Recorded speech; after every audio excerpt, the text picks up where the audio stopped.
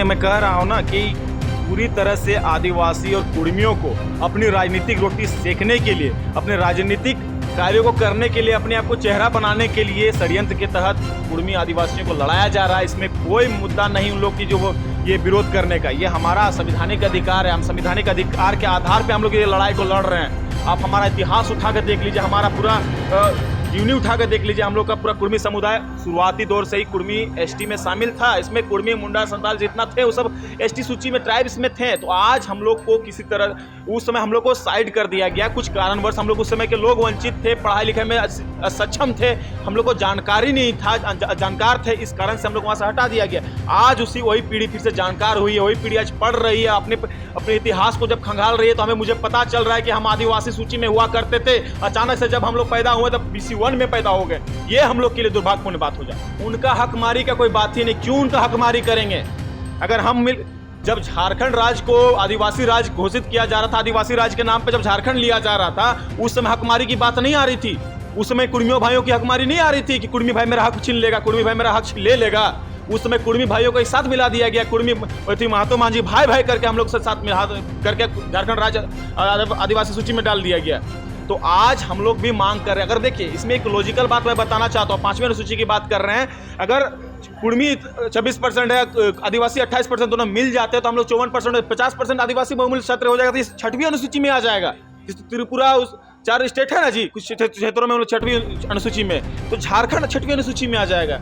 तो यहाँ के लोगों को सब्सिडी मिलेगा। मतलब सोचने वाली बात है।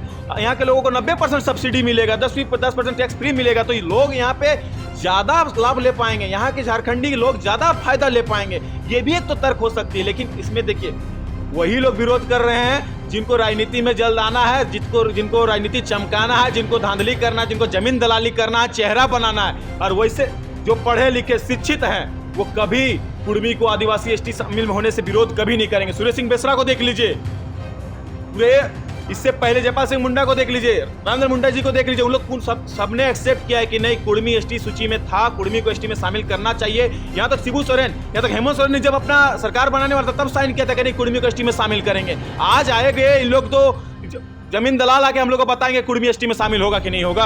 अरे भाई भाई, ऐसे में तो कुर्मी महातो मांझी भाई भाई, अभी तो मांझी मलाई खाए और कुर्मी झाल बजाए, ये स्थिति खड़ा हो गया है। हम आपसे कहाँ कुछ मांग कर रहे हैं? हम तो एक पुराना कहावत है ना, आगे हमें जेमने छिली तेमने कर दे, जिस तरह हम पहले थे उस तरह हमको कर दो, हमको कोई मतलब नहीं है। हम आपका हकमारी का बात नहीं कर रहे, हमारे अपनी पहचान अस्तित्व की मैं बात कर रहा हूँ। इसीलिए तो कह रहे हैं कि हम लोग भाई वही हैं, वही समुदाय से आते हैं। आप खुद इसी को बोल रहे हैं ना कि देखिए, बलि प्रथा हम लोग का पूर्वजों से चला आया। हम लोग कुछ भी ब्याह करें, शादी मतलब ब्याह करें, कुछ भी पूजा पाठ करें, हम लोग का बलि प्रथा रहा है। मुर्गा कटेगा, पठियर कटेगी, पाठा कटेगा, सुअर कटेगा, ये हम लोग की परंपरा रही है। आपको उनको जो करना है करने दीजिए। हम लोग 20 तारीख के लिए अपने लगे हुए हैं। वो कुछ भी कर सकता है। हवा जहाज, उड़ता हवा जहाज को वो रोक सकता है। भाई रोके ना, उड़ता हुआ हवा जहाज को रोके। वो हम उनसे कहते हैं डूबा हुआ सबमरीन को वो रोके।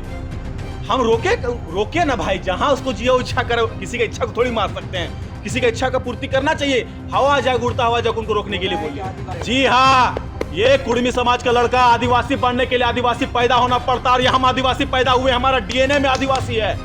हमारा पूर्वज से जाकर पूछिए, अपना पूर्वज से जाकर पूछिए। कुर्मी समाज शुरुआती से आदिवासी था, है और रहेगा, इसमें कोई शक नहीं।